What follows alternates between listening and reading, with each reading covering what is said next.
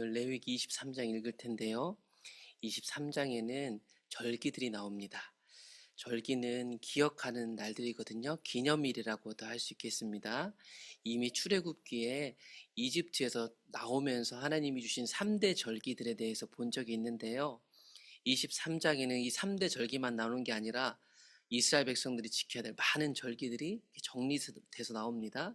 그리고 레위기 전체 주제와 연결해서 생각해 본다면 레위기는 하나님이 거룩하시니까 이스라엘 백성도 거룩하라는 명령을 하시는데, 거룩한 백성은 하나님의 은혜를 기억하는 사람들이구나라는 것을 23장을 읽으면 아마 생각하시게 될 것 같습니다.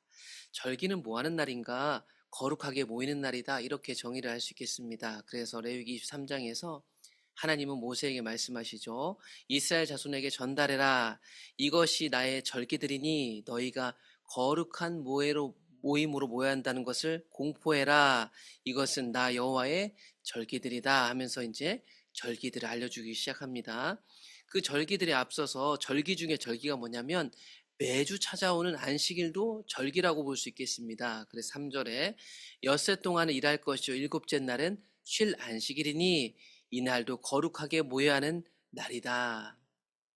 그러니 매주 맞이하는 안식일도 절기에 속하는 기억하는 날입니다. 너희는 아무 일도 하지 말라. 이는 너희가 거주하는 각처에서 지킬 여호와의 안식일이다. 안식일도 기억하는 날입니다. 그리고 본격적으로 이제 절기들이 나오는데, 우리가 잘 알고 있는 유월절과 무교절 함께 묶어서 생각할 수 있는 유월절과 무교절부터 등장하기 시작합니다. 각 절기대로 날짜와 지켜야 될 것들을 기록하고 있는데, 이것이 너희가 그 정한 때에 거룩한 모임으로 공포할 절기들이다 하면서 이제 다 등장하기 시작해요. 먼저 유월절, 그 다음에 무교절이 등장하기 시작하는데, 달력을 보는 법을 좀 간단히 알려드리면, 지금 여기 1, 2, 3, 4, 5, 6 이게 적혀 있는 게 지금 여기서부터 이스라엘 음력이라고 보시면 됩니다. 그래서 먼저 이스라엘 음력의 1월에 해당하는 유월절이 나오는데, 우리가 출애굽기에서 3대 절기 봤던 것처럼 이스라엘 백성들이 출애굽하는 기점을 1월로 사용해 가지고 그들의 종교 달력이 생기게 됩니다. 그래서 그 종교 달력에 의해서 1월부터 6월까지를 이렇게 볼 수 있고, 이 시기는 그 당시 그 고대 근동, 그 당시 그 사람들 중동 날씨로 보자면, 계절로 보자면 건기에 해당하는, 비가 잘 오지 않는 건기에 해당하는 날이라서 이렇게 색깔로 표현해놨고, 7월부터 12월까지는 비가 오는 우기에 해당하는 날짜이며, 여기서 생겨난 종교력과 달리 이스라엘 백성들에게 민간 달력도 있었는데, 민간 달력은 사실은 이 7월부터 1월이 시작되는 달력입니다. 그래서 뒤에 가보면 나오겠지만 이 7월 1일이 신년이라고 나와요. 신년. 그러니까 이스라엘 백성들이 그들의 민간 달력이 있었지만, 이스라엘 백성들이 이집트에서 나오면서 그들이 이집트에서 꺼내주신 하나님을 기억함으로 그들의 종교력을 따르는데, 그것이 이제 1월부터 시작되는 6월절로부터 유래하게 된 것입니다. 이런 걸 좀 기억하시면서 보시면 이제 도움이 되실 거예요. 잘 알다시피 6월절은 출애굽 이후에 생겨난 종교 달력을 따라 음력, 그 종교 달력 1월 14일 양 잡는 날, 그게 6월절이죠. 그리고 그 6월절이 이어져서 15일부터 무교절이 시작됩니다. 무교절은 나올 때 딱딱한 빵 먹었던 것을 기억하는 거죠. 그래서 일주일 동안 이 사람들 딱딱한 빵 먹으면서 우리 조상들이 이집트에서 나올 때 양 잡았던 거, 그리고 상할 수 있으니까 급하게 나오느라고 발효도 안 된 그 딱딱한 빵을 먹으면서 하나님을 기억하는 날이죠. 첫날에 성회로 모이고 노동하지 않고 넌 이래 동안 하나님께 태워드리는 제사 드리고, 일곱째 날에도 성회로 모입니다. 아무 노동도 하지 않습니다. 이게 무교절입니다. 또한 이제 우리가 앞에서 보지 않았던 3대 절기 외에 초실절이라는 게 등장해요. 9절 10절에 보시면 여호와께서 또 모세에게 말씀하십니다. 이스라엘 자손에게 말하여라. 너희는 내가 너에게 주는 땅에 들어가서 이제 농사를 지을 거 아니에요. 약속의 땅에 들어가면 농사 지을 때 너희의 곡물을 거둘 때 너희의 곡물의 첫 이삭 한 단을 제사장에 가져가서 하나님께 바쳐라, 이렇게 얘기를 해요. 여기서 첫 이삭은 갓 익은, 완전히 무르는 게 아니라 갓 익은 첫 보리 이삭을 가리킨다고 그래요. 그 날짜가 이스라엘 종교력으로 볼 때 1월 16일인데 왜 1월 16일이라고 하는가? 11절에 보시면 제사장은 너희를 위하여 그 단을 여호와 앞에 기쁘게 받으심이 되도록 흔들되 안식일 이튿날에 흔들 것이다. 여러분, 이 안식일은 지금 음력 날짜들 초실절을 얘기하고 있기 때문에 일주일마다 오는 안식일이 아닙니다. 성경을 읽을 때 안식일이라고 해서 일주일마다 오는 그 구약의 토요일 안식일이 아니고, 잘 보시면 안식일을 가리킬 때 쉬는 날을 가리킬 때도 안식하는 날이다 이렇게 얘기를 해요. 그러니까 여기서 안식일은 우리가 일주일에 한 번씩 오는 7번째 안식일이 아니고 노동금지일이라는 뜻을 갖고 있습니다. 그러니까 노동 안 하는 날, 즉 이 노동 안 하는 날은 앞에서 이어지는 본문에 따르면 무교절을 가리키고 있어요. 그러니까 무교절 첫날로 1월 15일을 가리킵니다. 그러니까 초실절은 언제냐면 1월 15일 다음 날, 그래서 1월 16일이다. 이렇게 초실절을 보는 겁니다.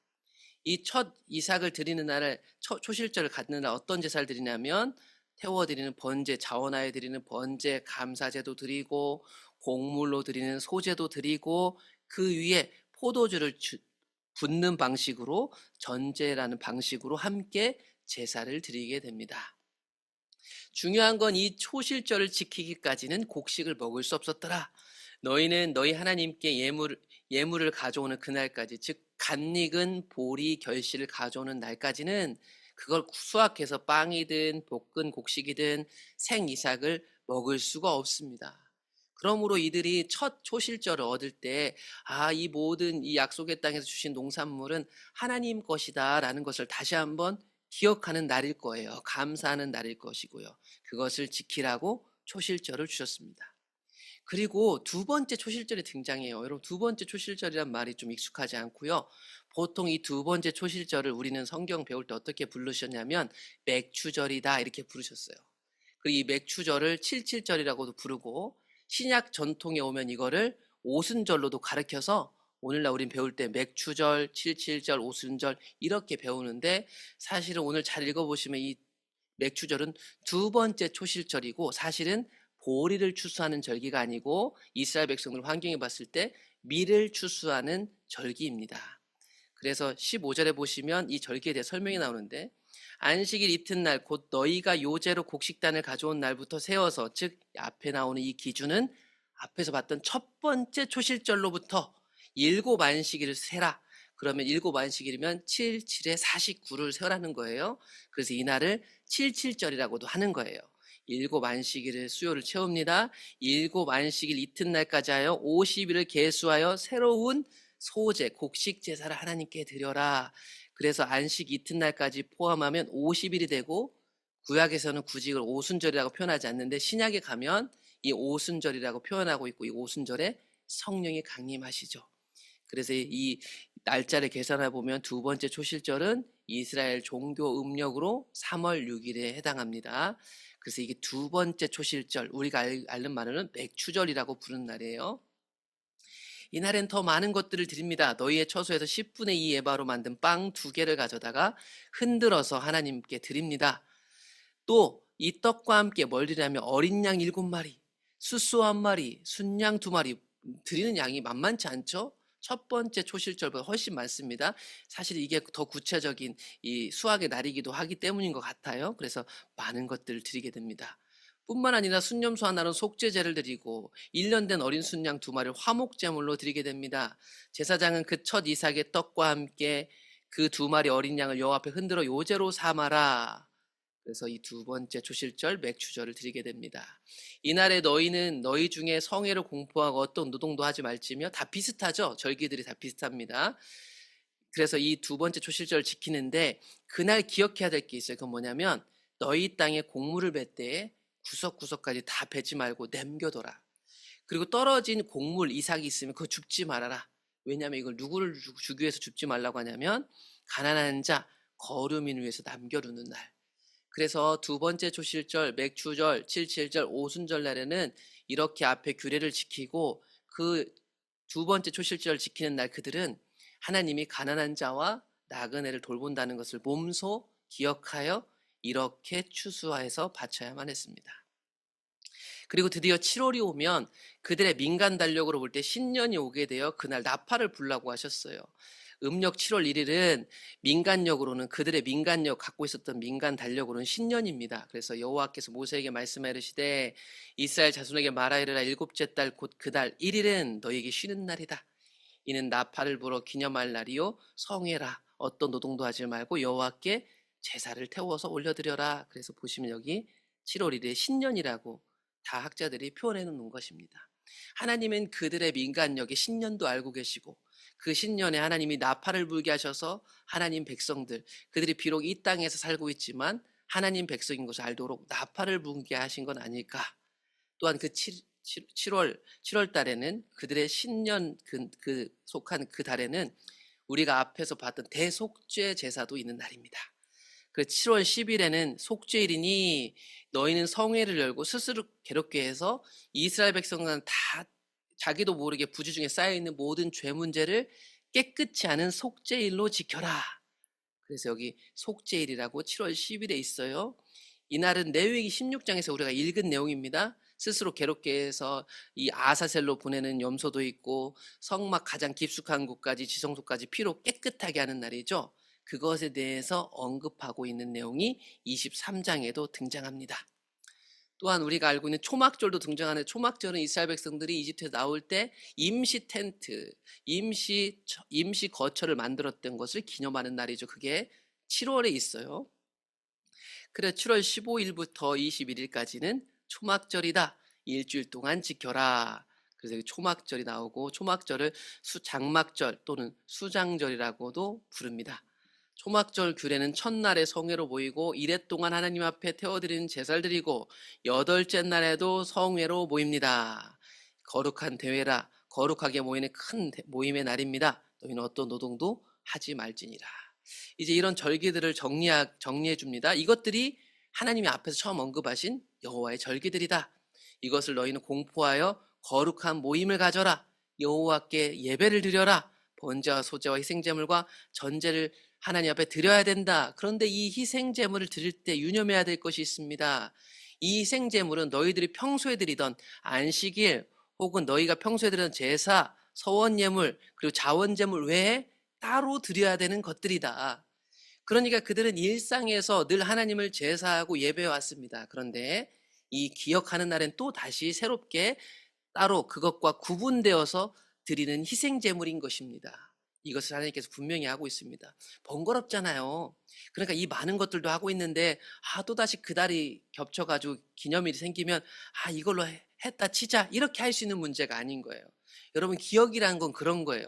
여러분 기억한다는 것은 번거로운 거예요. 많은 것들을 하게 되는 거죠.